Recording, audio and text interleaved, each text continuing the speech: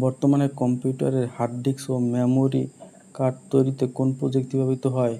উত্তর, ন্যানোটেকনোলজি। কেইপিজেড-এর পুনরূপ কী?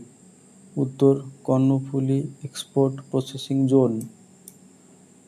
পানিহাটা সীমান্ত কোন জেলায় অবস্থিত? উত্তর, শেরপুর। বাংলাদেশ নারী ফুটবল দল প্রথম এশিয়া কাপ ফুটবল খেলবে কত সালে? উত্তর, 2026 সালে অস্ট্রেলিয়ায়। সম্প্রতি সরকার কোন তারিখে সাধারণ ছুটি ঘোষণা করেছে? উত্তর, 5 আগস্ট। জুলাই গণঅভ্যুত্থান দিবস। সম্প্রতি বাংলাদেশে আলোচিত নির্বাচন পদ্ধতির নাম কি? উত্তর, আনুপাতিক নির্বাচন ব্যবস্থা বা পিআর। বাংলাদেশ ব্যাংকের রিজার্ভ চুরি হয় কত সালে? উত্তর, 2016 সালের 4 ফেব্রুয়ারি। এডিপি এর পুনরূপ কি? উত্তর, অ্যানুয়াল ডেভেলপমেন্ট প্রোগ্রাম।